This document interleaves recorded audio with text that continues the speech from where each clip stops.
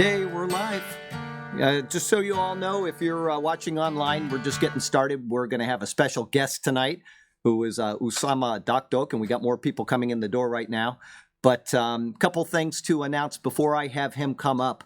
The first is I would hope that people online and that watch the prophecy update and the attend the church services would keep a matter in prayer. I got a email today from Sarasota County that they want to change the zoning in Sarasota to allow bars to move in next to churches. There's currently a zoning prohibition which they cannot move in next to churches within 800 feet. And we moved in here, and that has excluded a lot of bars from the area recently. And they've moved out, and we have many restaurants that serve alcohol, which are not forbidden. We've got at least 20 bars within 800 feet of here, and there's no reason to change the zoning. The bars that are here can sell, and they're grandfathered in. If they go out of business, they're not grandfathered in. But this is an attempt to increase the amount of bars that can be here in Sarasota next to a church. And we already have a real problem with people interrupting church services, damaging the property. And so I would ask you to pray that this does not happen. We've got 4 months to get this done, but that's where we stand right now. And so please keep that in prayer. And we're going to open in prayer, and then we'll get Usama up here. Heavenly Father, we thank you so much for the chance to come and meet in your presence and to fellowship with other believers. And tonight we have our brother Usama, who's going to tell us more about the false religion of Islam. And we would pray that you would open his mouth so that he could speak eloquently and clearly, and that the presentation would be edifying to everybody that watches it. We thank you for the chance to meet here and do this, and we want to give you the praise and glory and honor that you are due, and we'll do it in Jesus' name. Amen. Amen. All right, brother, come on up. It's all yours. All right. Thank you. Thank you. Well, we were debating where we stopped in our last meeting, but guess what? We got it from the last video. So here is the continuation of our study of Sharia, revealing the truth about Sharia. And I'm going to share with you some more examples, a few more coming up here, to learn more about Sharia. As we'll talk about marriage. Believe it or not, I studied marriage in Sharia in the college in Egypt for a couple of years. So this is my expertise, this next session. I studied it in a couple of years, and I'm going to share it with you in 6 or 7 minutes as we continue to move on to something else.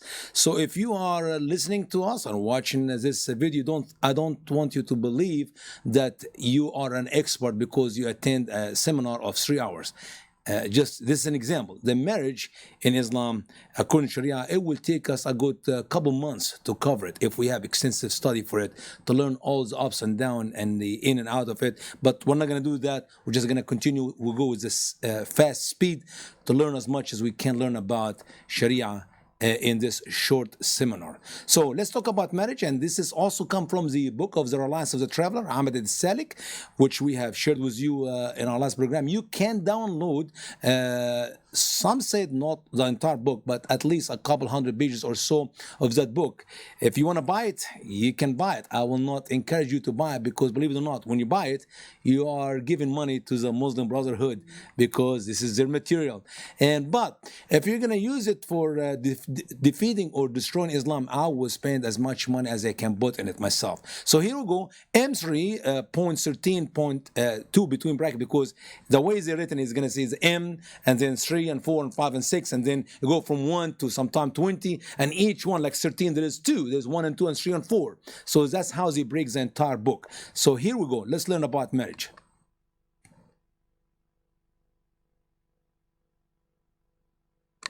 Whenever the bride is a virgin, the father or grandfather may marry her to someone without her permission.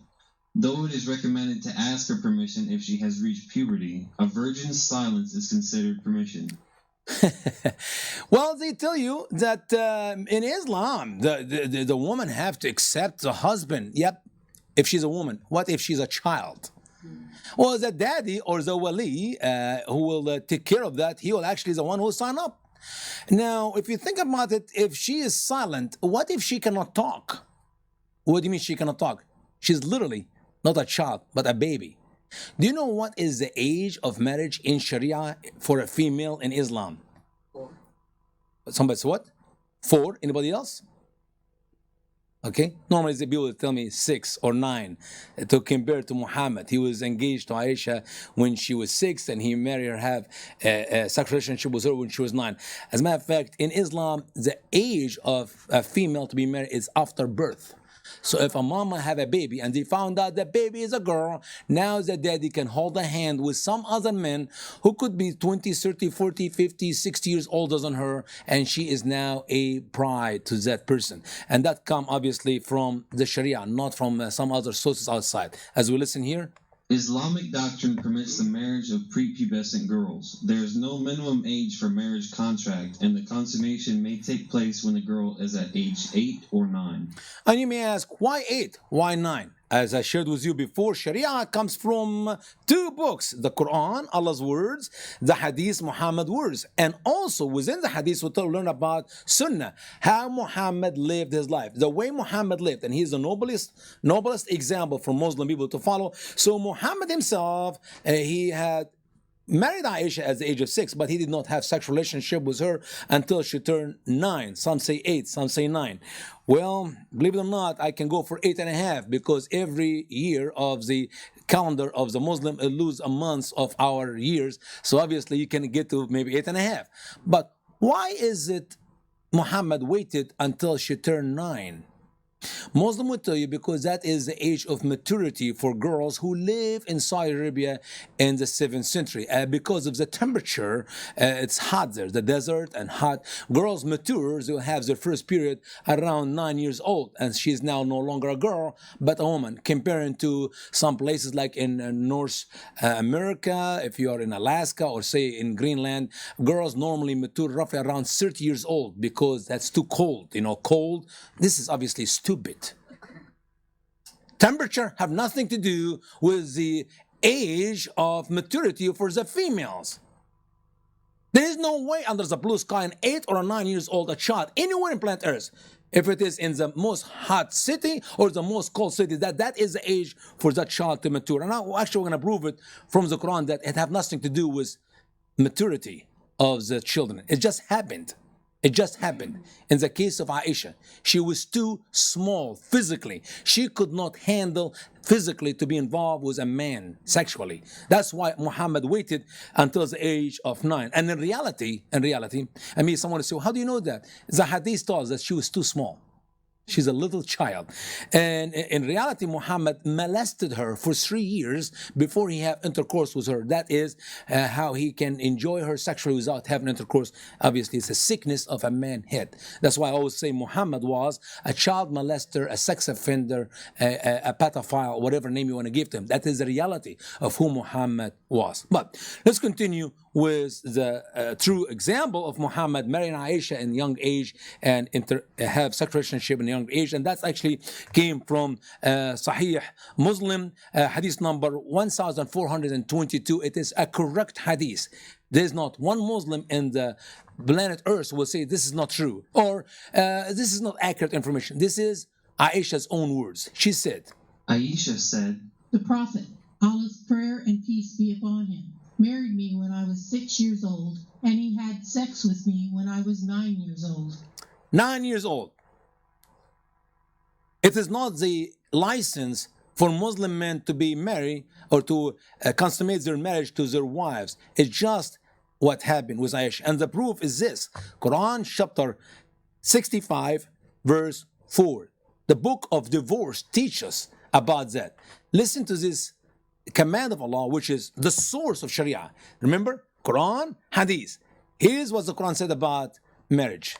"And for those of your women who despair of menstruation, if you doubt that they may be pregnant, their prescribed waiting time is 3 months, as well as for those who have not yet begun menstruation." So if I am married to my wife and she say she's in her 40s, 45, 46, and I decided to go ahead and divorce her, so I divorced her. Now she cannot be remarried to another husband for 3 months.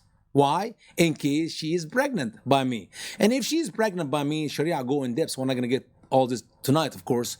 I'm trying to go faster here. That the baby will be mine.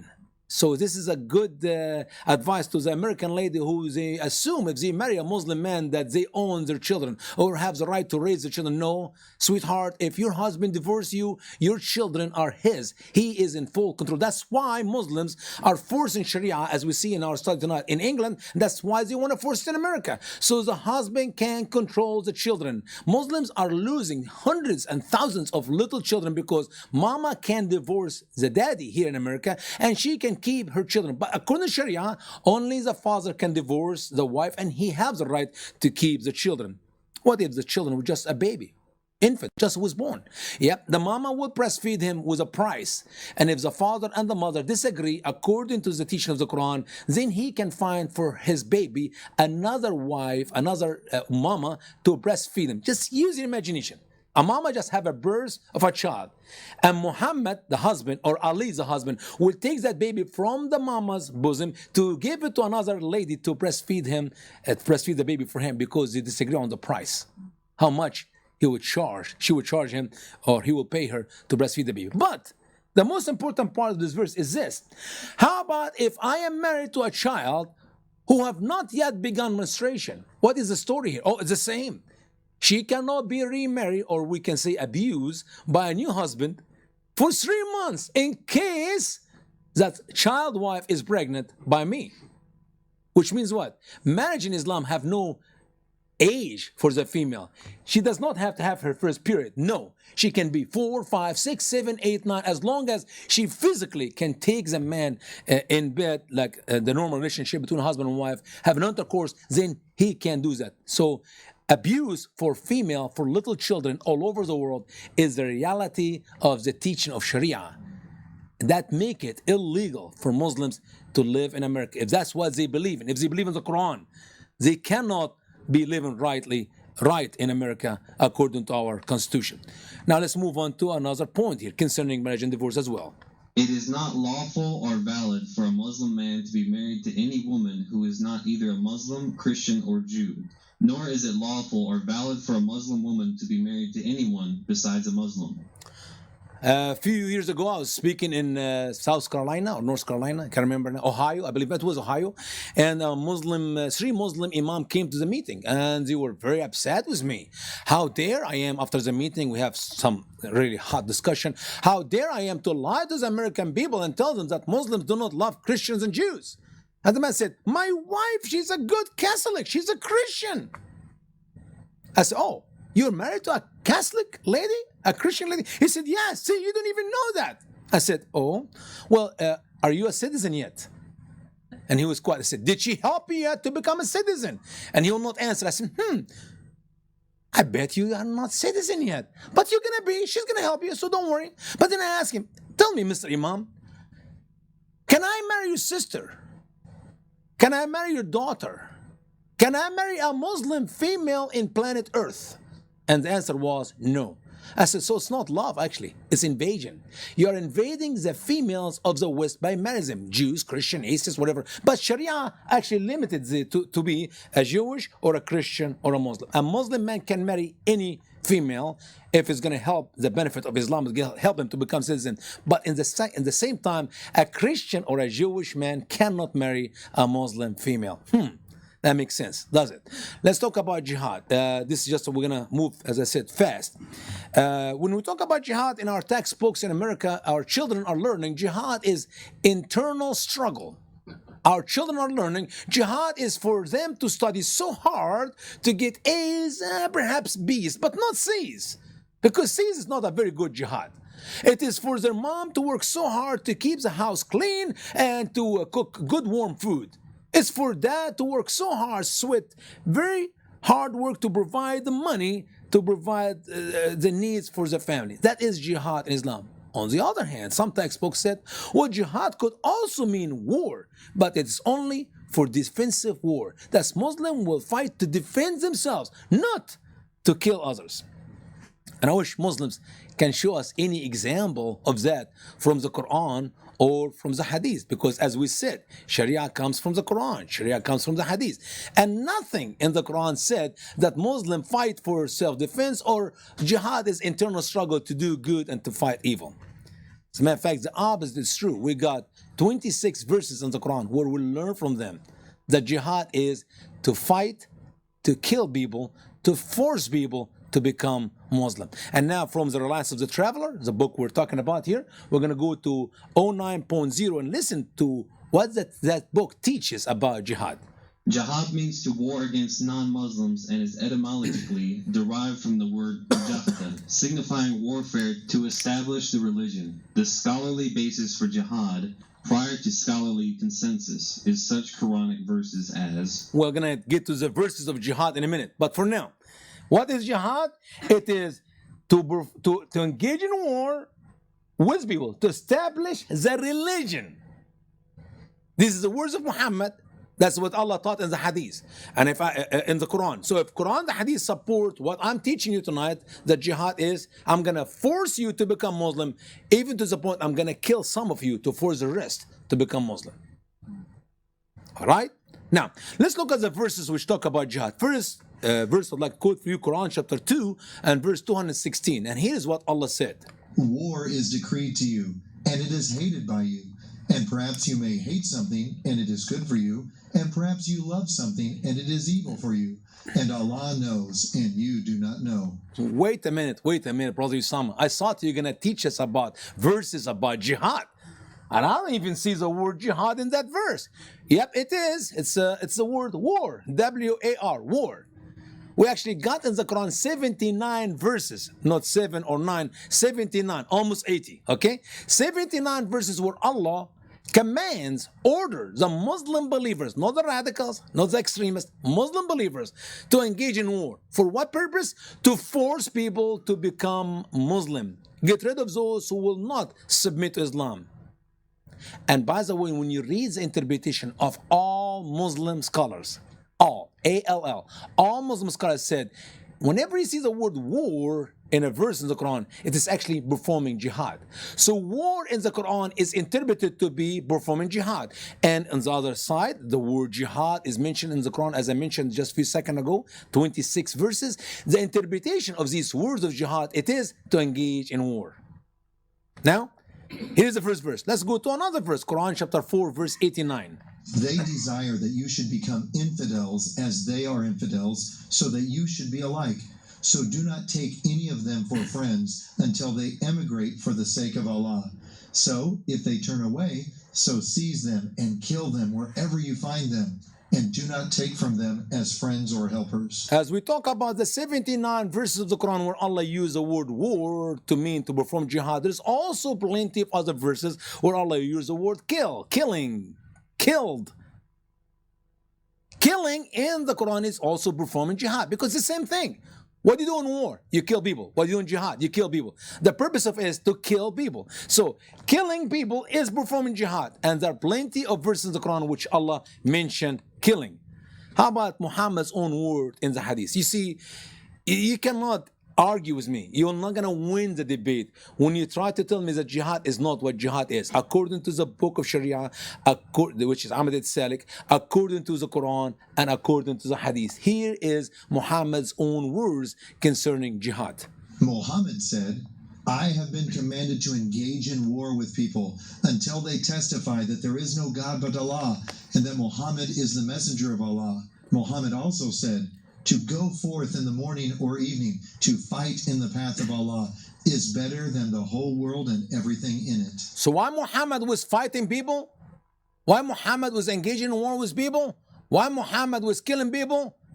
To make them Muslim. How? Until they say there is no God except Allah and Muhammad is the messenger of Allah. If you're not going to say that statement, which is a shahada, which is a pillar number one Islam, which by it you become a Muslim. If you're not going to say that's fine, we're going to kill you, to take your wives and daughters, to rape them, to raise Muslim babies out of them. You want to protect your life, you want to protect your possessions, you want to protect your family, just say the Shahada, become a Muslim, and we don't have to kill you at all. That's exactly what Muhammad did in the first Islamic state in the Saudi Arabia Peninsula, and that's exactly what his followers did after him in the 57 Muslim countries around the world. All right? Let's move on to talk about adultery. according to Sharia. Unlawful intercourse is a capital crime under Sharia, punishable by lashing and stoning to death. Of course, lashing for those singles and stoning to death to those who are married.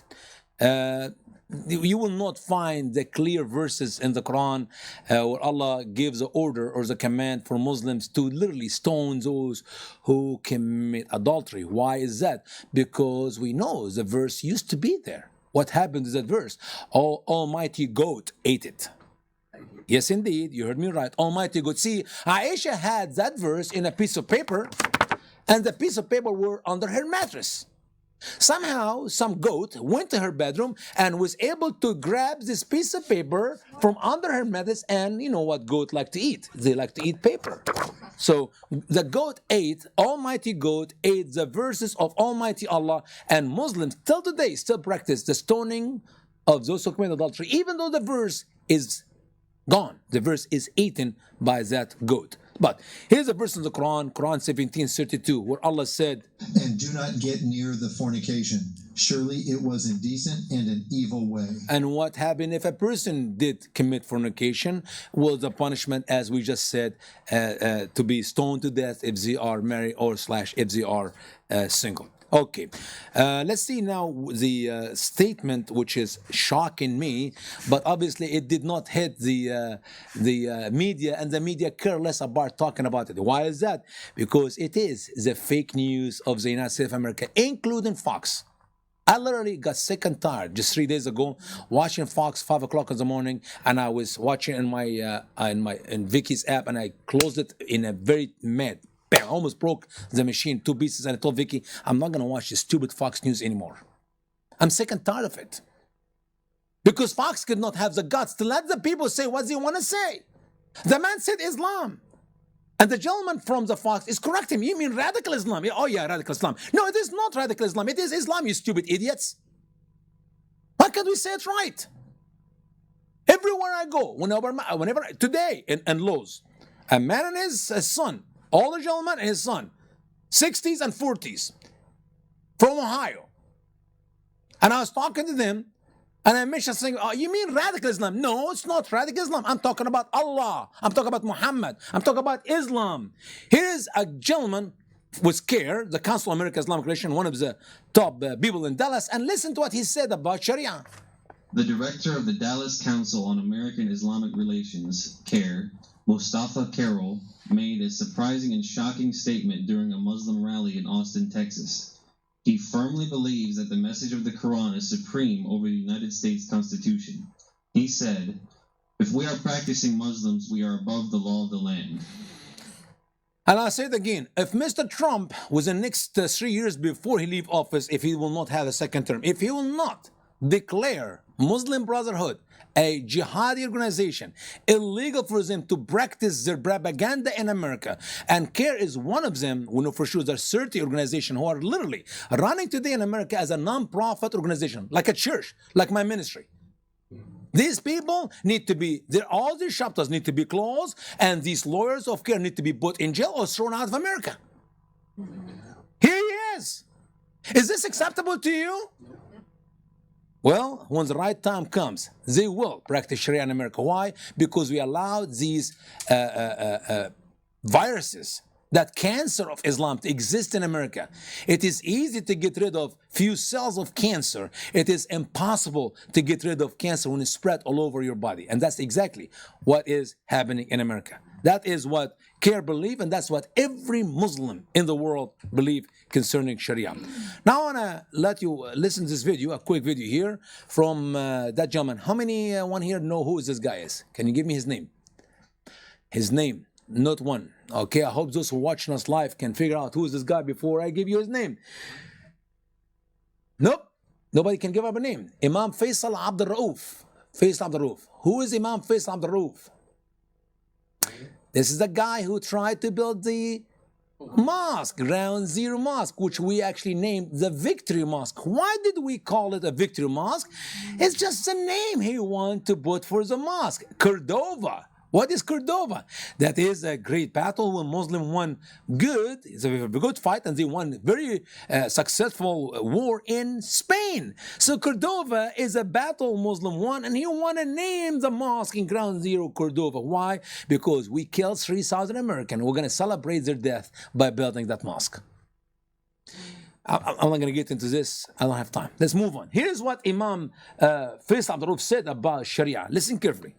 So 90% of Sharia law is fully compatible, not only compatible, it's consistent or compatible with American constitutional law and American laws. I don't know what Imam Faisal was smoking or drinking before he made that comment, but I don't think he was in his right mind. Or maybe the camera people are stupid enough to let this go. And Fox plays things like that. That's what's eating me with Fox. I want Fox to stop completely talking about Islam or Muslims. Even if we have another 10 September 11, don't talk about this, let it go. You know why? Because Fox News did nothing to harm Muslim or Islam in America, but they actually painted Muslims to be two separate Muslims, radical Muslims and good Muslims. Excuse me, Fox, shut up. They're digging more. Do you know that Fox promoted Islam more than anybody else in America because they talked about Islam more than any other station in America? And not once in the last 16 years, since September 11 until today, not once Fox News quoted a verse from the Quran or a saying of Muhammad to prove that these actions which Muslims have been taking in America the last 16 years, it is actually the teaching of Islam. All what you hear on Fox, they talk about attempt of attack, and it was a radical, and we do not know when he was radicalized, and we do not know how he was radicalized, and all these good excuses, and so far, Fox is making me sick. The one reason number one, and the only reason why I'm not interested to watch Fox News anymore, it's because they defend Islam all the time. Even though they talk about the radical Muslims. Listen carefully, my dear friends. The moment you use the word radical Muslim, it is the same moment where you confess with your own tongue there is a moderate Muslim. And if there is a moderate Muslim, that means they have the right to come to America. And if they have the right to come to America, they have the right to build a mosque in America. And I'm going to learn about mosque if we have time for it today. And if they have the right to build a mosque in America, they can run in any office in America. They can be your president, your senator, your congressman, your mayor, whatever they want to be. Why? Because they are moderate Muslim. How they became moderate Muslim? Because you, with your foolishness, use the word radical Muslim. So if you want to talk about Islam, say it is Islam, say it is Allah, say it is Muhammad, it is the Quran, it is Islam. There is no such a thing as moderate Muslim because there is not moderate Islam. Moderate Islam does not exist unless you live in the La La Land. Well, let's move on to compare quickly some of the things of Sharia to see if this fit with our constitution. Imam Faisal Abdul Rauf said it is 90%. I mean, it's compatible, it's the same. Well, if it is the same, why can't we take our constitution to any Muslim country? Or you know what, let me pick up only 10% of our constitution. Try to apply 10% of the United States of America constitution to any Muslim country. They laugh at you. It will never go. For example, here we go. In Sharia, there is no freedom of religion. do we have that in our constitution? We don't have. Okay, here we go. How about this one? There is no freedom of speech. And in America, we can talk. Okay, here we go. There is no freedom of thought. For heaven's sake, if you cannot think in Islam, how in the world you can tell me that we have the same belief, the same doctrine, the same constitution, the same laws? Let's move on. Here we go. There is no freedom of artistic expression. I like this one. There is no freedom of the press. When the media come to attend my meeting, I tell them, ladies and men, sometimes they just come, reporter, take a few pictures or a camera. They set a camera for my entire meeting and say, hey, you need to get yourself some application. Find a job at McDonald's or some other store because soon, with your stupidity, you're going to lose your own job. See, Muslims are controlling you right now. Anti-Muslim speaker. Islamophobic, Usama Daktok, blah, blah, blah, Usama Daktok. I say, you keep writing that. Soon you're not going to have your job. How about this one? There is no equality of people. A non-Muslim, an infidel, is never equal to a Muslim. Does this work in America with our constitution? How about this one? There is no equal protection for different classes of people. Justice is dualistic, with one set of laws for Muslim males and different laws for women and non-Muslims. I love it how Muslims say Islam is all about justice. What justice? With which rules? There are plenty of rules. I'm going to give you couple examples at least to figure out why there is no justice in Islam. Muslim men have one set of rules, women and slaves have another set of rules, and then infidels, you and I, have another set of rules. There are no equal rights for women. As a matter of fact, I can go more than that. There is no right for humans in Islam. And I always said this in the past, and I'll repeat it again. Your dogs, your cats, your rats, if you have a bird in a cage in your home, have more rights than any Muslim man or woman in the Muslim world. You're not listening to me. Let me I'll give you a good example. If you see a dog in America, somebody hit a dog or the dog drowned in a water, and he sees this collar around the dog's neck. The people find out, gets the collar. Look, the name of the dog was Sadie, and the number, the telephone number is there. So you call, you find out the owner and the family. Of course, they're gonna have a funeral service. They're gonna have all the children gonna gather with mom and dad. They're gonna dig a grave in the backyard, and they're gonna put this dog in a box and fabric around it, and they're gonna put it in the ground. They're gonna cover it. They're gonna have a prayer. They're gonna have some thoughts. Everybody's gonna talk about the dog, and then they're gonna put cross on the top of the dog where it's buried. And I've seen this happen all the time in America. Haven't you done this with your dogs, your cats? Of course you did. Now let's go to Egypt, one of the best Muslim countries in the world, and go by the Nile or by the Ibrahimiyya lake, the Ibrahimiyya channel. It's just water running, it's not very deep, and you see human bodies floating in the water. That's the way, by the way, same water we drink from. I mean, the pipe for the cities, every city we live on the Nile, we live on the Ibrahimiyya. You see the pipe pumping water from that lake or this channel of water, or from the Nile, and the dead body is floating in the water. And what the police do there? Nothing. Sometime in the next few days, that body will broken apart, will decay, and the fish will eat it. Welcome to the reality. A dog in America have more right, have more value to the American people than a Muslim man or a woman in the Muslim world. I have stories to tell you about dead bodies in Egypt, but that's not the right time or the place for it. Let's move on. Let me share with you from the Quran that there is no justice in Islam. And Islam is the most savage cult, even where Muslims live with other Muslims. Quran 2:178. Listen to the word of Allah.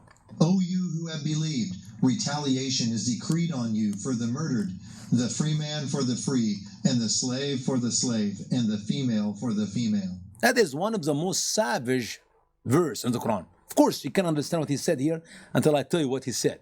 He said, if I am a free man and I killed one of your slaves, you have no right to revenge, to retaliate by killing me. But you only can pick up an innocent slave, one of my slave, and you can kill him. If my slave kill you and you're a free man, your family will not kill my slave. They will kill me, the owner of the slave, because the revenge is a free man for a free man. If I killed your wife, you have no right to touch me, but you only can kill my innocent wife, because a female for a female. Have you ever thought about Muslims, Shiites, go to a Sunni mosque and blow up a bomb there, somebody do a suicide vest and go pretend to be Allah, and he kill himself, and he kill 50 or 100 around him?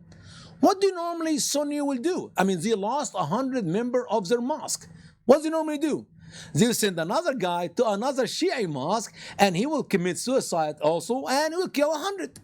Well, maybe he kill 150. Well, guess what? They need to get equal. So they send another guy with a smaller bomb in another Sunni mosque to kill the 50. That's how Muslims kill each other. There are more Muslims killed by the hand of the Muslims in the last 1400 years than any foreigners ever killed a Muslim in the Muslim world. Muslims kill more Muslims than anybody else. Why? Because of the retaliation, the law, which is Sharia, which Allah prescribed for Muslims to live by. That is savage, not according to the Bible. The man who commits the murder that man must be put to death. It doesn't matter if he kill a slave, he kill a female, he kill an old, the person who shed innocent blood, that person his blood must be shed by another person. That is the Old Testament laws. In our New Testament, thank God for His grace, we have done this in Egypt for the last 1400 years. Muslims kill Christians, and we never retaliate, and we never revenge. We just bury our dead body, and we seek forgiveness for these people for their wicked acts. So, anyway, and by the way, in the Sharia, in Islamic law in Egypt, we cannot kill Muslims. If Muslims kill Christians, they put them in jail, as I shared with you in our last program when we were here in our last session. Anyway, let's move on to the next statement to see if there is really a connection between Sharia and our constitution. Are we in the same page as Imam Faisal Abdul Rauf said? Here we go. Women can be beaten. That's Quran 4:34. I know Imam Faisal or any Muslim would say, well, light beating. Excuse me, what? Light beating. What is light beating? Ibn Kathir, the great Muslim scholar, said, that is, you don't break her bones and you don't shed her blood. Light beating. Pain, but no broken bones, no shedding of blood. That's fine with Muslim. I don't know if this fit with our constitution in America. Well, Your Honor, I beat her lightly. No broken bones, Your Honor. Yeah, bruises, so what? Because there's no shed of blood. It's okay. No, you do this in America and you go in jail. All right? So, how about this one? A non-Muslim cannot bear arms. I think Democrat and Muslim like that so much. They are annoyed. Now we are seeing there is connection between Democrat and Muslims. They both don't want us to carry guns. And guess what? Study Europe and see what Muslims do in Europe. Muslims in Europe have guns. But the people of Europe do not have guns. And the result will be so wicked as years come by when Muslims start literally doing their jihad, shooting, killing British and French and German, and they cannot do anything about protecting themselves. How about this one? There is no democracy, since democracy means a non-Muslim is equal to a Muslim. I don't think American like that either. So, I mean, I can go on and give you literally entire story of Sharia, and you see that nothing in Sharia fit with our constitution. Imam Faisal Abdul Rauf was a very professional liar. He knows how to lie to the American people. Our constitution is a man-made document of ignorance, jahiliyyah, that must submit to Sharia. So in the end run, Imam Faisal, we're going to get rid of our constitution and replace it with Sharia, and that's how we end be in peace with the Muslims. Non-Muslims are dhimmis. If you open our textbooks, and I really would love to do this in the future if I can have the opportunity to come to speak to you about lies in the textbooks. We have 15 lies in this presentation. It have to be done in many hours. It's actually a good 8-hour seminar, so we'll not be able to do it just in one setting. We'll maybe do it in a couple settings, 3 settings, whatever time you can give me. I'd love to share this presentation with you. But one of the lies they teach our children in our public schools in America, that Christians and Jewish people enjoy the dhimmi status in Islam after Muslim were, controlling their countries. Enjoy the dhimmi? I don't think the students have a clue what is in the dhimmi. What is the status of a dhimmi? Because if you think about slavery, slavery is a beautiful thing in America compared to the dhimmi. At least in America, the law did not say that the master has the right to take the wife of his slave to sleep with her anytime. But that is in the dhimmi. I have the right to take my slave's wife in my bed anytime. Because that is what the Sharia, what the Quran teaches. A man who has what you call وَمَا مَلَكَتْ أَيْمَانُكُمْ, what your right hand possessed. If I own a slave, I have the right to be involved with a slave anytime. Allah's word, Sharia, Islam. So the dhimmi status is very sick. Segregation, no respect for the Christian or the Jew, treats them in humiliation, abuse them, taking all the money you can get out of them until you bankrupt them to force them to become Muslim. All governments must be ruled by Sharia. Yes, indeed. That is the difference between the Sharia and the Constitution. How about this? No separation of mosque and state. What are we studying today and in our last Sunday, in our first session? We're studying Sharia. What is Sharia? Sharia, it is Islamic law. 80% or more of Islam is actually laws. Less than 20% is religion. How in the world you separate Islam from what it is in it, what is made of, if it is 80% plus are laws? You can't get rid of Jesus, you can't get rid of the Bible, you can't get rid of the prayer, you can't get rid of the Ten Commandments, but you will not be able to get rid of Muhammad or Sharia, which is 80+% of Islam. Let's move on. Unlike common law, Sharia is not interpretive, nor can it be changed. It is, as we shared in our last program, it is a set rules you live by, you die by, and that's the end of it. It is not flexible as Muslims claim. Drinkers and gamblers should be whipped. Talking about my brother sharing about they're going to put some places near you to have alcohol, serve alcohol. Well, in Islam, we don't have a problem with that, because if you are drinking, we're going to literally whip the daylight out of you, or if you're selling it, we have the right to kill you. Just in Alexandria, Egypt, last year, I saw a video. A man was beheaded in front of his business because he served alcohol. He served beer, not even hard liquor, beer. That's a no-no for the Muslim Brotherhood. As they're trying to do, by the way, this today in England, we're going to show a picture in the end how they are forcing in the no-go zone in England that you cannot serve alcohol, period. All right? How about homosexual? Homosexuals must be executed. Now I got in America, so many people protest me. Even homosexual come to my big meetings and protest me. I was speaking in Wisconsin, a big church, and we got over 120 so people show up outside the church to protest me. And the media lies, they said 150. They were not 120, they were 110. But that's okay. And one of these people who protest me is they have a big, huge umbrella. I mean, beautiful, colorful umbrella. And I said, I wonder, are these gay and lesbian? They say, yes, brother Usama, they're gay and lesbian. They're here to protest you. I said, these people are stupid. How in the world gay and lesbian standing with a Muslim or protesting? But I found out that Muslim teaches them that you can be a Muslim and be a gay. You can be a Muslim and you can be a lesbian. It's accepted in Islam. And when you hear about killing gay and lesbian, this is culture. This has nothing to do with Islam. Like the cutting of the hand of the thief, that's culture. Everything wicked about Islam, it's a culture. Have nothing to do with Islam. Believe it or not, if you go online and look at these the reports and the things they have put about these people protesting me, you will hear me, if you saw the video, which we have video for it in the church there, as everywhere I go, people record me. I said in that meeting, the day is coming and Muslims in America will be hunting the gay and lesbian and killing them even in their clubs, in their bars. 13 days later, the shooting of Orlando took place. Look at the dates. Look at the date. When I did the speech, just go online and look for protest, trash language they put on the church, they spray bad words all over the church. It's available, it's online. And look at my speaking engagement date and the shooting of Orlando, 13 days later. It was not even full 2 weeks yet. So, is it really culture or really Muslim killed the gay and lesbian according to Muhammad's teaching? How about this? This has come from Abu Dawood, who actually was quoted by Ibn Abbas. Ibn Abbas is Muhammad's first cousin. Hadith number 4447. Listen to what Muhammad said. Muhammad said, if you find anyone doing as Lot's people did, kill the one who does it and the one to whom it is done. Kill them both.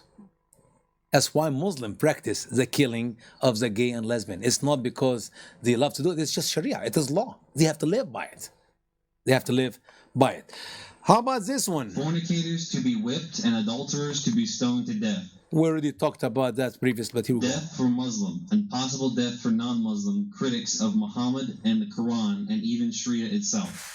That's why when I do this seminar, every time I do this seminar, as we have it right now live on air, and it's going to be on YouTube a little bit later, as Brother Shah will put it there. And guess what? Whenever a Muslim imam see me talking about Sharia, the way I talk about it, mocking it, expose it to the American people, all it takes is just one Muslim imam say, another fatwa. They issue a decree of my death. If somebody will kill me, he will receive a reward of Allah. He will be, blah, blah, blah, and all this hogwash of the Fatawi, which is decrees written against people like me. So, how about this one? Circumcision is obligatory for both men and women. Believe it or not, first time I did this presentation, I did it here in Sarasota.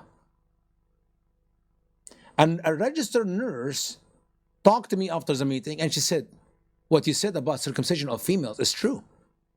I said, how do you know? She is, I guess, in her late 70s. She said, I used to work for 30 some years at St. Louis Hospital, that's in Missouri. And we had hundreds of cases. Young girls come with a high fever, 104, 105, like almost death. And she said, we figured it out. Whenever young girls come with high fever, we put them on the table, uncover their private part, and we see the bad infection because mom and dad do it at home. And I said to this nurse, so what did you do then after that? What did you do next? She said, nothing. I said, what do you mean nothing? You didn't call the police and call the authority? Oh, no, we could not do that. And why is that? Because they told us in the hospital, this is Islamic culture. You know what makes me sick about the American people? Is this, their stupidity. If a father or a mother spanks their child, just a small spank, 2-3 finger on the hand or on the butt, and the child goes to the hospital and somehow the teacher discovered that mark of the finger on the butt or on the hand, immediately the police will be called, the social service will get involved, the child will be removed from the home of mom and dad, it will be taken to foster care, there will be a court case, the dad will be found guilty or the mom will be found guilty, they maybe go to jail, you have to find yourself a good lawyer to get rid. And by the way, by the time you get to court, if you examine the butt or the arm of the child, there's nothing there. It's gone. The mark of the finger is gone. But for Muslim to abuse half of its people, that's every female, literally in that way, that they took out of them the gift of sexuality, which God Almighty gave to them, that's okay. Why? Because it's culture. Oh, don't worry, Brother Usama. Last year we arrested 2 doctors and a nurse who were doing that act. Excuse me, are you really stupid? I'm talking about thousands and thousands and thousands of American Muslims who are doing it to their females. And you arrested 3 or 30 or 300 or 3,000? This is the political correctness which is going to destroy America. Today they're circumcising their females. Tomorrow they will do yours. And they do it because they believe it is the best for their children. I mean, what do you prefer? My daughter to grow up and commit adultery and we kill her, or we just cut it off and then she have no feeling, she become like a toy for men to enjoy sexually and to produce babies. She became a machine, baby making machine. Which one? Do you want her to die in a young age, in teenager? Wait a minute. What about the hundreds of millions of Christian young girls in the Muslim world who do not go through this abuse and they do not commit adultery? They are virgin in their night of their marriage.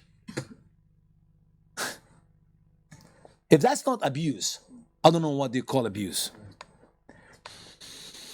Testimony of a woman before a judge is worth half that of a man. Now we talk about justice. This is the first example I'm going to give to you about justice. You see, the justice is 2 women and 1 man. We actually need 2 men. If we could not find 2 men, 1 man and 2 women. Why? Because they're stupid. They forget. It is what Allah said in the Quran. So if there were not 2 men, so 1 man and 2 women of those among whom you are pleased for witnesses. I'm not talking about even some just uneducated Muslim woman or not uneducated, weird, handicapped, mentally deficiency. No, the ones they are pleased with, the best of the women. You get 2 of them to be equal to 1 man. That is justice. I don't know what woman with common sense will accept that justice, that her voice in a court of law, Islamic law of course, is equal to half of a man. How about to receive the inheritance? Women are to receive just 1/2 the inheritance of a male. Is that justice? Yes, indeed, in Islam. See, it is not justice if you give her a quarter of her brothers. No, she only to get a half of what her brother get. Of course, if the daddy have only 1 daughter and 1 man, boy.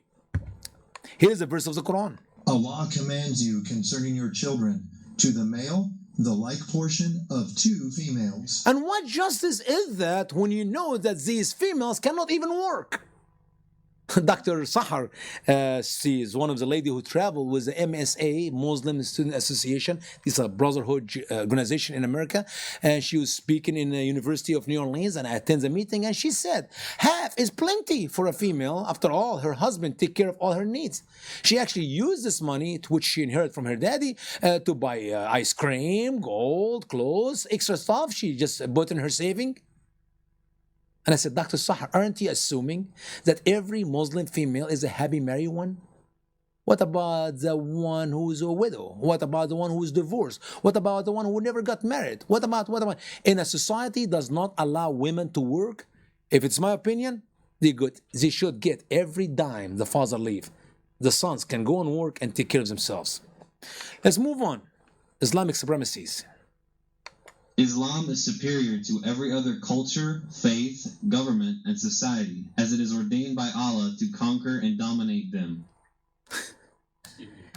How in the world you allow a Muslim man use the word Sharia in America and speak of it highly to continue to breathe air inside the borders of the United States of America?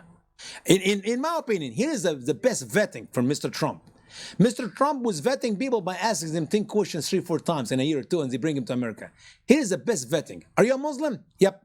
So you believe in the Quran? Yep. You believe in Sharia? Yep. Okay, goodbye. I don't have to go and say any more further than that. If we, the government of America, know what is in Sharia, it is illegal for these people to breathe air in our borders. Let's move on. Here is a verse of the Quran, so you may think I'm making it up. No, Quran 3:85. And whoever desires any other religion except Islam, so it will not be accepted from him. And in the hereafter, he will be of the losers. I'm a Christian. Nope. Not accepted. And when you die, you go to hell. And by the way, that is the verse which Allah uses in the Quran to abrogate, to cancel, to erase, to delete. Quran chapter 2, verse 62, which Muslims love to quote in America, which teaches what? Those who believe, Muslims, Jews, Christians, Sabians, idol worshippers, whoever believe in Allah and in the last day and do good deeds, there is no fear on them. Really, we're all good. Jewish, Christian, Muslims, and idol worshippers, all good. That verse was an early verse which Allah abrogated by 385. It is Islam. You don't want to be a Muslim? That's fine. We'll kill you. We'll take your wife and we'll take your daughters and we'll raise Muslim babies out of them. It's fine. You don't have to become Muslim. The hatreds towards the Jews, which I'm going to emphasize on it right now. Actually, if you think you can find a Muslim man or a woman in the West who not love, like the Jews, you're dreaming. Not one Muslim person in planet Earth like the Jews. They hate them. And if you think they like you as an American or as a Christian, you're really duped. Why? Because Muslims hate the Jews. If they hate the Jews 1 inch, that means they hate you at least 100-inch deeper. Why? Israel or the Jews to the Muslims are just simply small devil. America is the great Satan. Okay? So, let's talk about the hatred towards the Jews. Anti-Semitism is intrinsic to Sharia and is based on the genocidal behavior of Muhammad himself in wiping out the entire Jewish population of the Arabian Peninsula. As a matter of fact, the hatred towards the Jews and the Christian, by the way, started in Quran chapter 1. Verses 5 and 6. In verse 5, as we covered in our previous session, we said, Allah said to the Muslim to pray and say, guide us to the straight way. Guide us to the straight way. Notice now, these are the words which Muslims repeat 17 times a day. That is when they pray their 5 daily prayers. Guide us to the straight way. Which way? Listen, verse 6. The way of those whom you have graced, the Muslims, not those whom the wrath is against, the Jews, nor the lost ones, the Christians. That's where the hatred to the Jews started. Quran chapter 1, verse 6.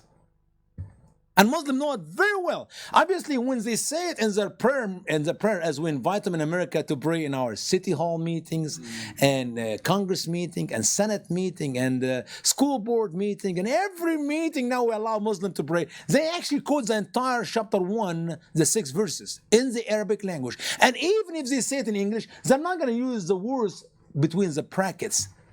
So they will say, the way of those whom you have graced, not those whom the wrath is against, nor the lost ones. And the people who attend the meeting, Jews, Christians, atheists, whatever, they always say amen after the imam said amen, to respect the men. Not knowing that they are saying amen for their own destruction. Muhammad hated the Jews so much in the hadith, which is the second source of Sharia, he said that the day of judgment will not come until Muslims kill the last Jew. That even the rock or the tree will cry out, "O Muslim faithful," not "O Muslim radical, O Muslim faithful. There is a Jew, hide behind me. Come and behead him." Muhammad made sure before he died that there's not one Jew in the Saudi Arabia Peninsula.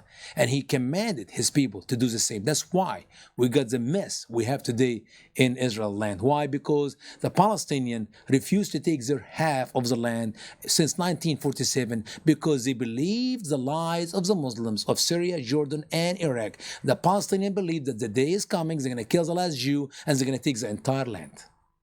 Jerusalem will be their capital. Thank God for Mr. Trump and his boldness to end this propaganda. Hopefully, it will stay the same and nothing will change. Taqiyya, lying in Islam. It is permissible for a Muslim to lie, especially to non-Muslims, to safeguard himself personally or to protect Islam. This is the reality of all the Muslims who live in America who wear suits and ties and talk everywhere. Whenever a Muslim opens his lips or her lips to talk about Islam, that's exactly what it is. They're practicing taqiyya. Here is the verse of the Quran, Quran chapter 3, verse 28. I wish everybody who watch me right now memorize that verse and use it everywhere you go to end the propaganda of the loving, peaceful Islam in America.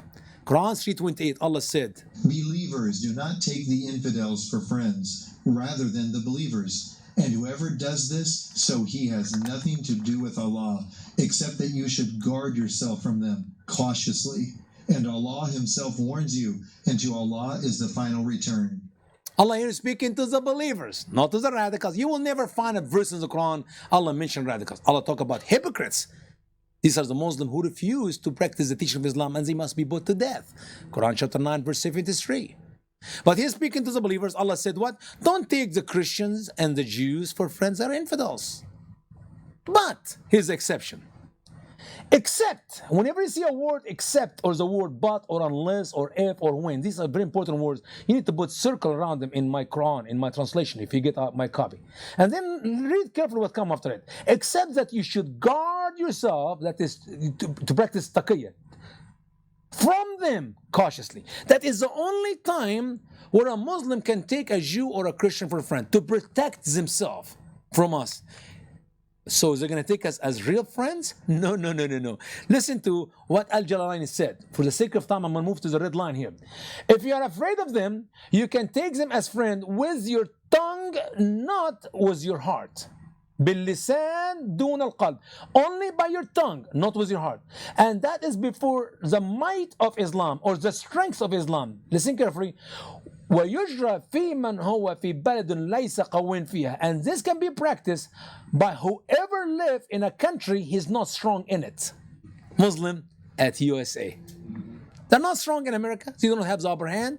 Quran 47:35. Therefore, the nice friend, neighbors, workers, doctors, owner of gas station, God's my witness. If I have a time, if I have a couple hours, I can share with you true examples of how Muslims in America treat you, American people, in their businesses.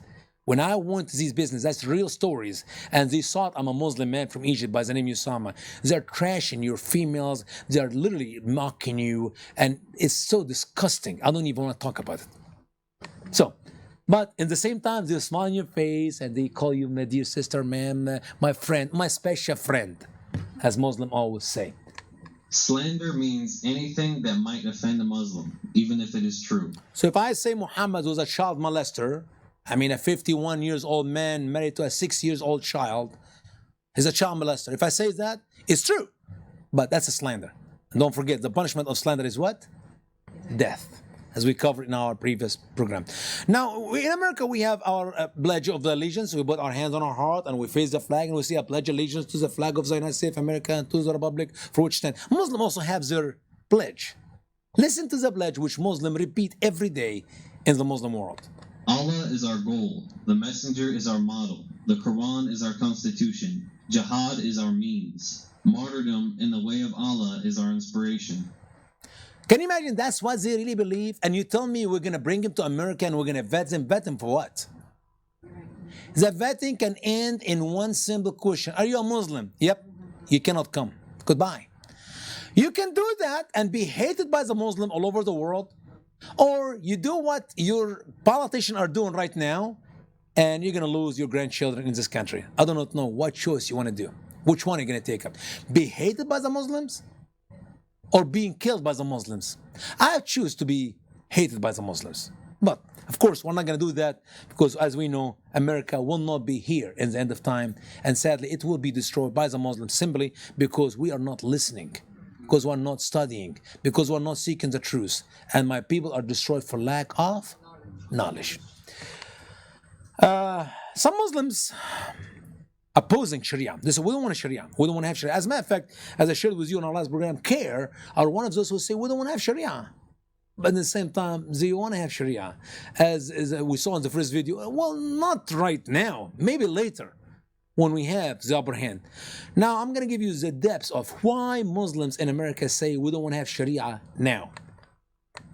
The Muslim Brotherhood and the organizations in the U.S. are dedicated to a process of settlement they term as a civilization jihadist process, describing Brotherhood members emphasize that they follow the laws of the nations in which they operate. They stress that they do not believe in overthrowing the U.S. government, but rather that they want as many people as possible to convert to Islam.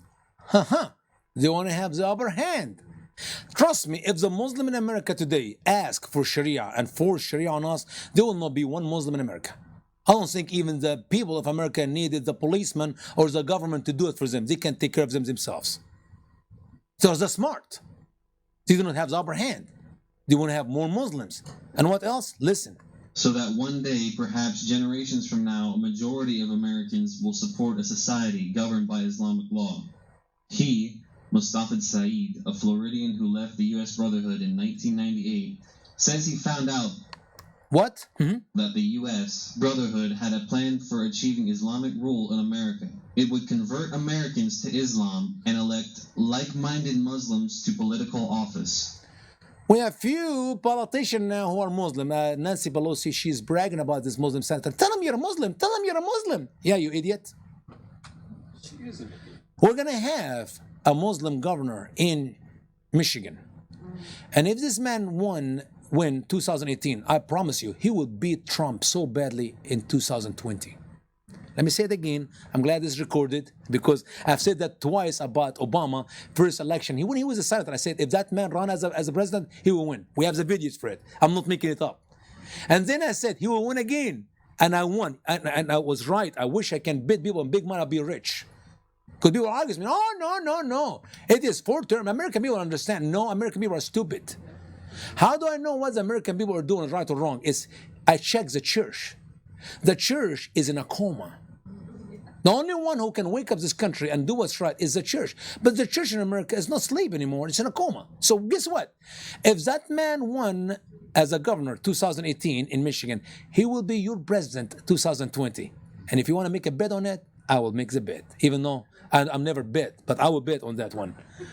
For charity, okay. I'm not going to put the money in my pocket. I'll continue to be poor the rest of my life. Let's move on to the 3 main goals which Muslims will take one after another to accomplish their Islamization of the world. Okay, number 1. Muslim refusal to assimilate into the melting pot of any Western host country. That's exactly what Linda Sarsour said just recently. We're not going to melt with you. And I'm glad they're not. Because believe me, if they melt with us, that'll be the destruction faster speed. At least right now, the American can see them. Step number 2. Muslim establishment of Sharia zones in areas where Muslims deny the law of the host country. This happened all over Europe, and it's coming to America. It's coming to America. Third one. Muslims' insistence the host country accommodate Sharia due to principles of religious freedom. And we already found out what's in Sharia. There's no freedom. There is depression. There is sickness. There is abuse. Literally, it is death. Sharia equal death. But Muslims will use our constitution and freedom of our country to take over our country to destroy us. I give you something to do within next week, okay? Find 100 people. Just meet them at McDonald's or Walmart or something, and ask them what do they think about Sharia. They'll all, I guarantee you, speak highly of Sharia, because that's all what they've been hearing from our media, is that nothing wrong with Sharia, as Imam Faisal said. He maybe in 100 people you get one or two say, oh, it's a wicked thing. If they know you're a Muslim, for sure they're going to speak highly of it. That's what happened with me. When I talk to them, what do you think of Sharia? Well, it's a Muslim belief, it's nice, it's cool, nothing wrong with it, because they think I'm a Muslim. That's how cowards they are. If they think you're a Muslim, if you put a hijab lady on your face, cover yourself in hijab, and talk to 1,000 Americans, they will all be afraid of you and very respectful for you, and they will go with whatever you want to say. Sadly. Okay, let me give you a couple examples of nonsense in Sharia. I love someday, maybe in the future, I will make a video, a comedy video for 2 hours. Nonsense of Sharia. I guarantee you it will be the best-selling video. Like Tim Hawkins, I don't know if you watch Tim Hawkins, Christian comedian. I'd like to do some comedian about Sharia. For example, listen, here is one. N9.5 from the same book, Reliance of the Traveler. The minimal duration of a pregnancy from which a live child is born is 6 months, while the maximum is 4 years. A woman can be pregnant in Islam for 4 years. Why? Because Muhammad daddy died 3 years before Muhammad was born. Instead of we say Amna, the mother of Muhammad, committed adultery or slept with some other guy, no, she was pregnant by Abdullah, Muhammad's daddy, for 3 years. Because Abdullah died 3 years before. And we got the verse in the Quran to prove it. Go online, watch my video, revealing the truth behind the Muhammad movie. This is a movie which Hillary and Obama lied and they used as excuse for the killing of Christopher and the other 3 Americans in Libya, Benghazi, Libya. Watch my video about this. It's a 2-hour video. In it, I give you the details of why Muslim believes that a mom can be pregnant for 4 years. The Quran teaches that. Muslims can't believe it. As a matter of fact, in Egypt, a man left Egypt, went to Saudi Arabia, and his family called him, you need to come home. We discovered you have a problem. So he went home, and they told him, your wife just have her baby. And he was in Saudi Arabia for 3 years. So he went to the Mufti to check with the Mufti about her stoning, to end her life. And the Mufti said, how long you been away? He said, 3 years. 3 years, I've never touched my wife. He said, 3 years. They said, according to Sharia, he's your child. In Egypt, 2 years ago, not in the 8th century, 9th century, 2 years ago. Go online, check it out. You see the Mufti decree. But anyway, let's move to another one nonsense. Wherever there is less than 6 months between 2 births, the babies are considered twins. A mom can have twice get pregnant in 6 months. God help us. Anyway, let's skip this. It's okay about Muhammad. Sharia finance. Sharia finance. We're running out of time here. Sharia finance. You and I support Sharia finance in America every day. Do you drink Coca-Cola? No. You are, well, other stuff. Do you have any insurance? Do you use any bank? Do you use any, let me make it short, sweet. We're going to move on to this.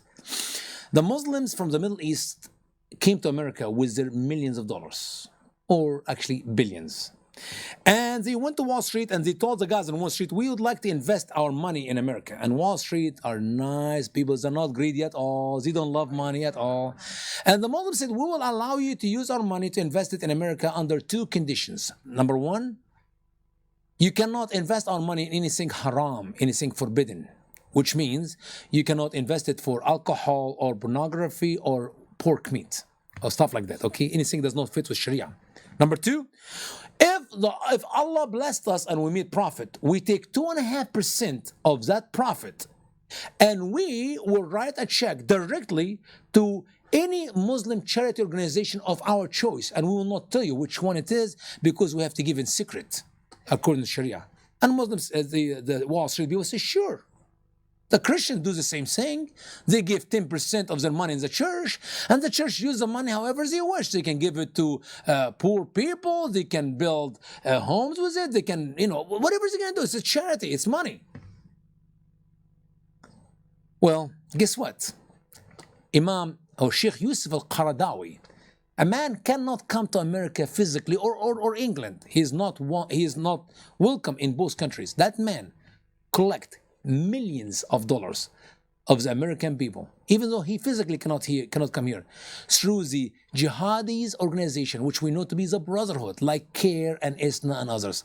You can literally right now go to CARE and pay your zakat fund, and they will take that money, and Imam Sheikh Yusuf Qaradawi is in charge of all that money. So I'll give you the long story of this video. We're going to skip the video, and it is, by the way, in Islam, it's called jihad. It's called jihad. Performing jihad with your money. It is equal to performing jihad with your life. Quran chapter 9 verse 41. Allah said, March forth lightly or heavily and perform jihad or holy war with your money and your lives for the sake of Allah. This is best for you if you were knowing. so when Muslim gives this money to the jihadi, that itself is jihad. Because without money, you cannot have a bomb. Without a bomb, we cannot kill the Jews. So we need the bomb, we need the money. You can perform jihad with your money, or you can perform jihad with your life. Now I'm going to give you the proof that you who are watching me right now, or you who are listening here in the church, you are a supporter of the jihad, financial jihad, or the financial Sharia finance as we see it in the Islamic code of law here. Look at this list. It's going to go quickly, fast, and tell me in the end if you are not a supporter of Sharia finance in America.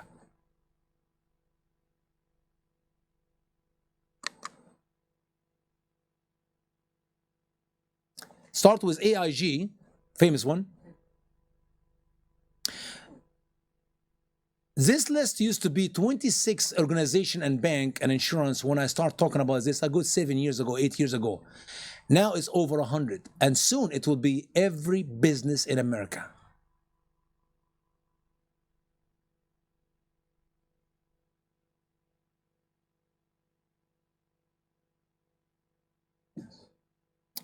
So in simple word, unless you're using cash and you have nothing to do with insurances or any of these businesses, you don't drink Coca-Cola, you don't drink coffee. Now in America, we have halal coffee.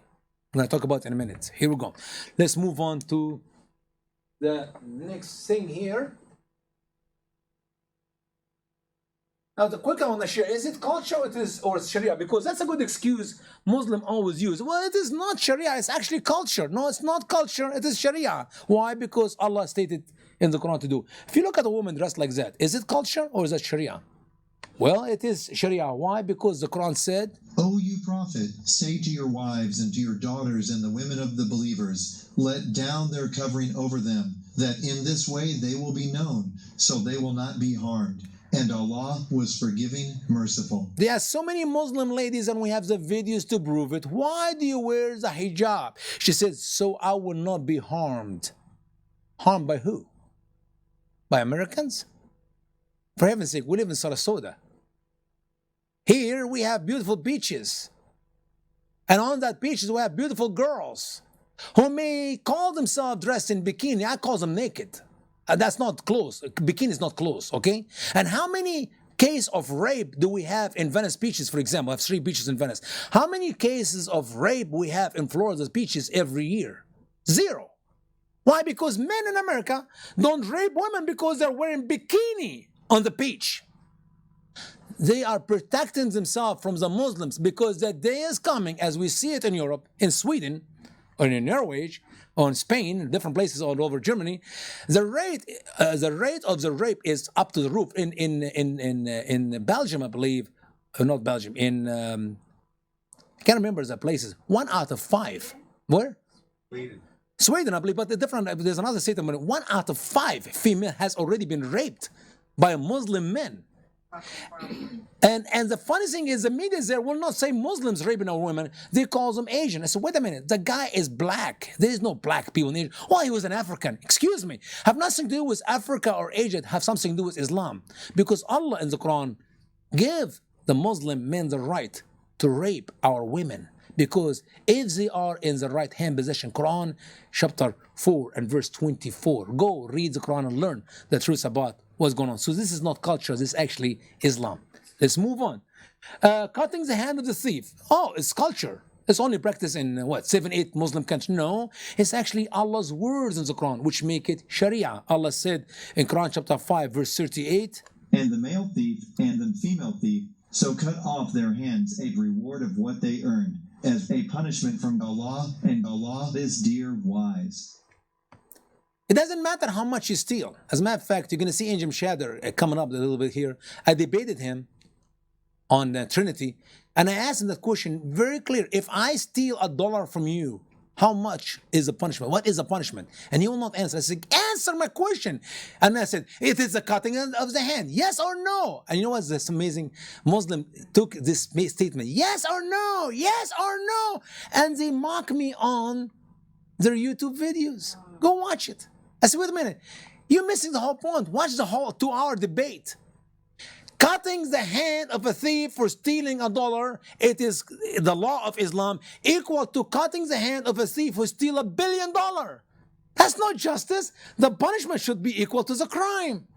Therefore, democracy is much better than the stupid Sharia. And that's what I said. I said, your stupid Sharia, your stupid law. They cut this piece out. I mean, can you imagine when you take 3 minutes out of 2 hours? Yeah. So, that's Islam. Now we got halal food. Halal food. This is in Canada, okay? And this is in America. And we're going to skip these verses. So, okay, for the sake of time. We got, skip this one too. We got halal Burger King. We got halal Kentucky Fried Chicken. That's in America. We got halal McDonald's in America, Detroit. We got halal Subway. Literally, I'm not kidding. We have halal coffee in America today. I never thought in my life there would be halal coffee. In the country of New Zealand, now every item in their stores has this stamp halal. And to carry these items in your store, you have to give 5% of the profit to the Muslim Jihad organization. You cannot buy an item, clothes, food, drink, anything. Have to be halal. And it is coming to America. I promise you, that day is coming in America. You give Muslim an inch, they go for a mile. That day is coming in America, and Muslim will have everything in America halal. They will benefit out of it financially, and they will force you to eat and drink what they want you to eat and what you want to drink. And somebody will say, Brother Usama, why are you making a big deal about this? Maybe it's their culture. They like to eat their food. No, it is not culture. It is Islam. And because I read the Quran, I know how dangerous it is for allowing Muslim to mention the word halal food in America. Because today, they're eating their halal food. Tomorrow, they will kill you for not eating their halal food. Ah, come on, yes indeed. Listen to what Allah said in Quran 9:29. Engage in war with those who do not believe in Allah and in the last day, and do not forbid what Allah and His Messenger forbid. He's talking about the Jews and the Christians, 9:29. Allah forbids the eating of pork, and you want to eat pork? We're going to kill you for it. Allah forbids the worship of Jesus Christ, and you worship Jesus Christ? We're going to kill you for it. No kidding, that's why they bomb churches in the Middle East, because these people in the churches are worshiping Jesus Christ, and that's forbidden. And Allah said, engage in war with the Christian who worship Jesus Christ. And the day is coming, and this will be practiced in America. Let's watch this video. Quick video here. FBI, obviously, that's one of many videos we have in our presentations, the infiltration of Islam in America. Very powerful video, but listen to this piece here. Every now and then, we hear stories about these remote Muslim training camps that are providing firearms and paramilitary training. And every now and then, you see a video of masked men kind of marching through the forest, like American forests, carrying AK-47s, they're jumping over logs, and they're firing down range and using cover to advance and all that stuff. And most Americans kind of reluctantly think that, well, that's their First Amendment right, or it's their Second Amendment right, or whatever. However, some of us look at this and we know exactly what's going on here. Some of us with imaginations can imagine a day when these terror cells are activated and they march down out of the forest and they go to the shopping malls or elementary schools and start shooting for real. Do you think that's a possibility? No, it's not a possibility. It's what they're doing. Information developed from informants, as well as wiretaps and other techniques that these groups are here in the United States to be the focal point when the jihad here kicks off in a grander scale. They've been captured on conversation saying that. We have informant information. We have witness testimony. So when they are doing this training, firearms training, killing and kidnapping technique training, and all the various techniques that they're doing, as well as hand-to-hand combat, in furtherance of preparing for jihad against the United States, that is a violation of federal law to conspire to overthrow and wage war against the United States. How is the political leadership of this country going to explain to the American people that if this day ever comes, God forbid it ever comes, but if this day ever comes, when thousands and thousands and thousands of heavily armed killers come down out of these camps that we've known about for 20 years and start shooting up malls and schools and everything else, how in God's name are they going to explain this to the American people? I have no idea. I can't imagine. Well, I have an idea. They will say, we wish we have done it different. We wish we listened to a guy by the name Usama Dakdok and vet the Muslim people. And if we found that they believe in Islam, we will not allow them to live in America. I mean, it took the Spanish people 800 years to get rid of the Muslims. And they got rid of more Muslims from Spain than what we have in America today. But the problem is they're going to continue to infiltrate this country, and it will be too late to fix this problem. Now, I want to share with you what these Muslims actually believe from the explanatory, which is called the memorandum here, which we discovered in 1993, I believe. It was written originally in 1987. It was updated 1991. And for the sake of time, I'm going to skip it here to go fast. It's written by Ahmed Akram. An explanatory memorandum on the general strategic goal for the Brotherhood in North America by Mohammed Akram. May 19, 1991. When I say the Brotherhood, I'm talking about CARE. I'm talking about ISNA. I'm going to give you the list of their 30 names in a minute here. All these people have an agenda. What is the agenda? To take over America. Their agenda is to kill us. And this is not a secret information. Actually, it is available. Here's the information. Go online and download the entire document because I don't have time to do all of it tonight. But I'm going to share with you just a couple slides here. This memo was written for the Shura Council of the Muslim Brotherhood.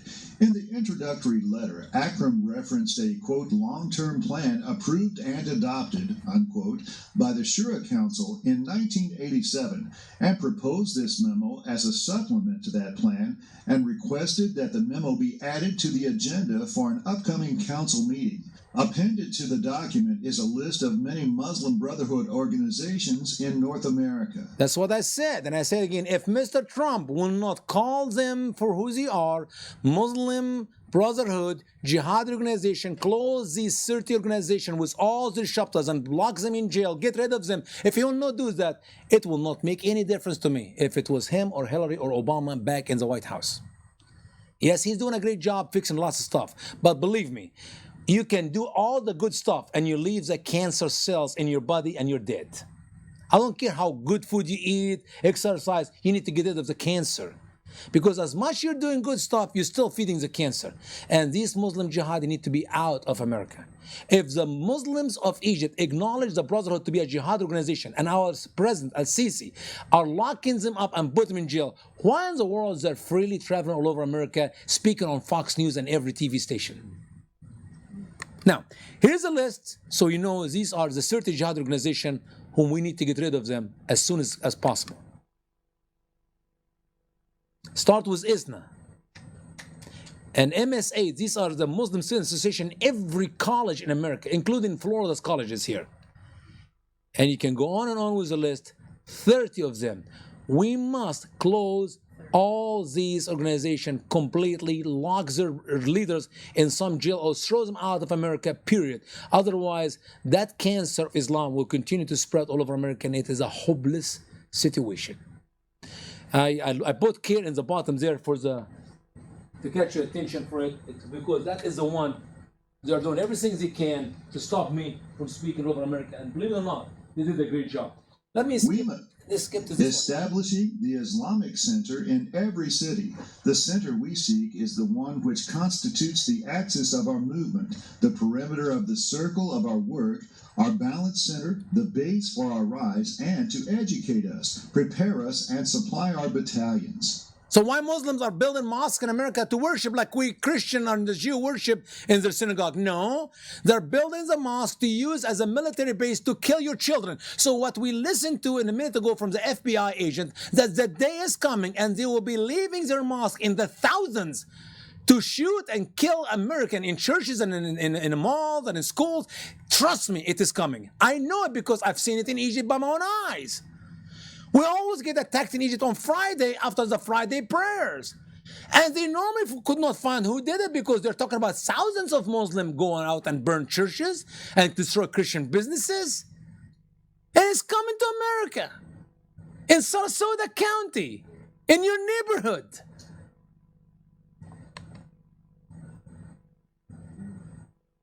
This is in order for the Islamic Center to turn into a seed for an Islamic society which is a reflection and a mirror to our central organizations. Thus, the Islamic Center would turn into a place for study, family, battalion. Here we go. Battalion. The first pioneer of this technique was our Prophet Muhammad, as he placed a foundation for the first civilized organization, which is the mosque, which truly became the comprehensive organization, leading Islam to establish organizations with all their kinds: economic, social, media, scouting, professional, and even the military ones. And if Muhammad lived it, it is Sharia, it is Islam, it is Sunnah, it is a way of life, and Muslim will do it. The process of settlement is a civilization jihadist process with what all the word means. The Brotherhood must understand that their work in America is a kind of grand jihad in eliminating and destroying the Western civilization from within and sabotaging their miserable house by their hands and the hands of the believers. Why can't Mr. Trump use this document, which we discovered from the Holy Land Foundation trial? It is 100% true document, it's not fraud. Why can't he use that document, this material? See, that's what these 30 jihad organizations believe. That's what they're trying to do in America. They're going to destroy us. Therefore, they are, as the president of Egypt, as Sisi, declares them to be jihadi, wicked, radical Muslims, if we want to use the word radical Muslim. Therefore, they're not allowed to live in America. They're not allowed to practice their propaganda in America. Keir, Isna, and others. Go on Keir's site and read what they said about me. They're fighting me everywhere. We're going to have a big battle with them next week, next January 1st in Minnesota again, as they're trying to stop me from using the libraries there, which we will be using one way or another. I already rented it, and they know I'm going to speak there, and it is about revealing the truth about ISIS. We have advertising it right now. And I know Keir will do everything they can to stop me. And I hope and I pray that the library will make the right decision by not canceling the meeting. They will cancel the meeting. We'll sue them. We will win. We're going to go back and speak in the library. They give this library to the Muslim once a month for free. I'm paying $153 to use a room for a couple hours. Why Muslim take it for free and why have to pay money for it? And then they will not allow me to use it. Let's watch the last video because my time is up. Brother Charlie is getting mad at me. Don't get mad at me. This is the last video for today.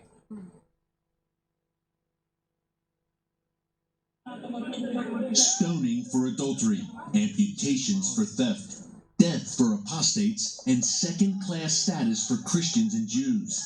This is life under Sharia law, the Islamic system practiced in countries like Iran, Saudi Arabia, and Great Britain.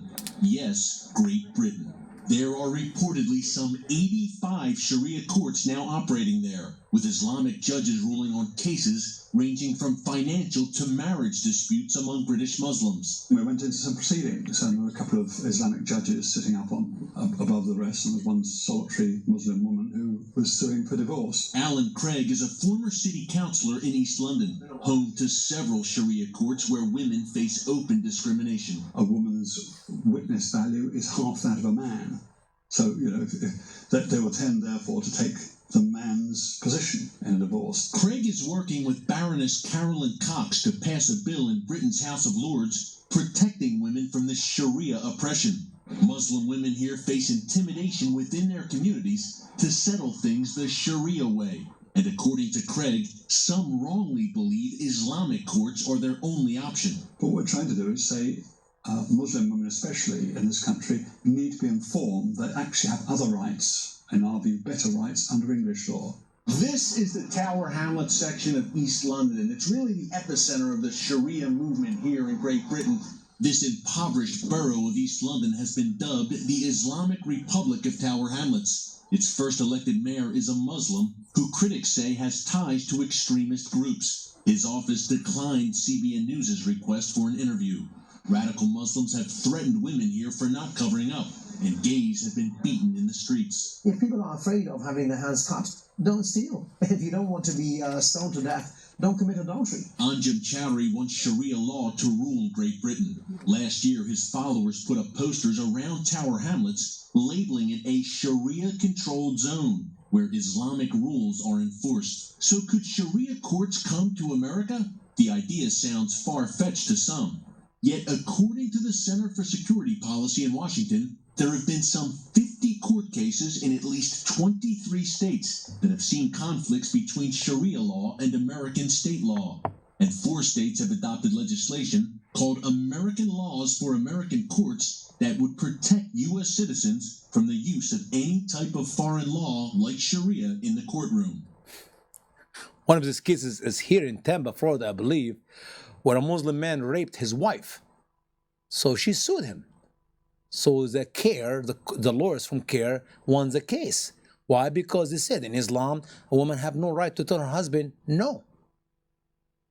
Well, thank God that liberal dumb judge who gave it to the husband was turned over by another lawyer, another higher judge, and found it to be unconstitutional. But believe me, if we continue to allow Muslims to do what they're doing in America, the day is coming and they will practice full Sharia in our states, all over this country. And believe me, if we cannot learn from England, it's a hopeless situation. If we cannot learn from Germany and France and all, I mean, these people got sucked into since the 1970s. They got the oil from Saudi Arabia and they got the Muslim in their country, assuming they need them for work and they need them because they make a deal with Saudi Arabia, oil, and they get the youth there, and they learn nothing from their stupidity, their mistakes until today. Just the British Prime Minister last week. They tried to assassinate her a week before, and last week she's praising Islam and Muslim and Muhammad and Allah. She's sick. And what's worse than that, we as Americans are sicker because we can see it. See, they did not see it anywhere else before. They stuck for it in it firsthand. We are here in America. We can see what Muslims are doing in Europe. Why can't we do what's right? So it's time for us to educate ourselves. I beg you, get a copy of my translation of the Quran or any other Quran. You want to read my translation, it's fine. Get some Quran and read and study. Because once again, Sharia, it is all over the Quran. It is all over the Hadith, the saying of Muhammad. It is in this book, the Ahmad al-Salik, the Reliance of the Traveler. Get some material, study, educate yourself, and protect yourself and others. Because that's the only way we can save America, through education. My people are destroyed for lack of food, no. Water, no. Money, no. For lack of knowledge. That is Hosea 4:6. Thank you so much for allowing me to spend this time with you, and I look forward to come back again to do some other study. We got plenty. So far, we covered one presentation of 24, I believe, or 25 I have. Okay, we'll take all 24 of them. We love it. Love it. Thank now, you. Before you go, I want to tell you something. We have some pizza that's right over here. And I'll eat pizza. You have to stay. Absolutely. It's halal pork. It's so, halal. Yeah. And I want you to know that the reason why you have to stay, and everybody else I would ask to stay, is because it was paid for from Australia. One of our people that's watching right now in Australia sent us money for pizza, and then a friend of mine, Mike, also sent some money for it. And so it's a gift to the church, and so we hope you'll enjoy some halal pork with your pizza. Hey, brother, if it does not move, I eat it. There you go. And if it moves, you just kill it I know how to stop it, and I'll eat it. There you go. All right, we're going to say a prayer, and we're going to close out of here. Heavenly Father, we thank you so much for the chance to have Usama here and to speak on Islam.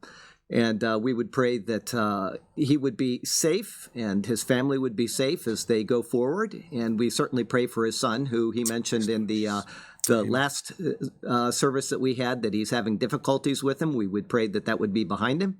And Lord, we pray for those who are sick and in a bad way right now in this church that are struggling with their health. We pray for them.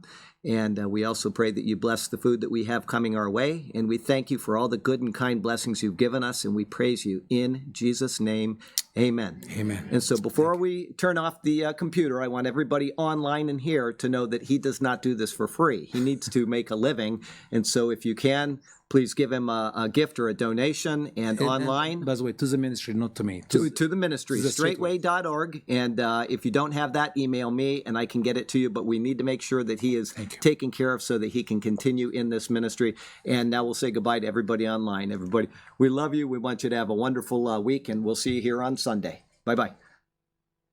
You got it, brother. I think this is the first. Pizza is here, and so Pizza's here. I'm telling you what, it's Nicole made it for the pizza, so we're in good shape.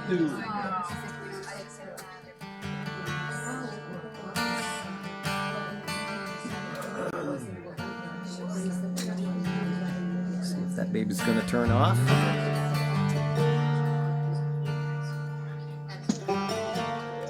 See how Mom got the pizza bringing that up, and this is. you said that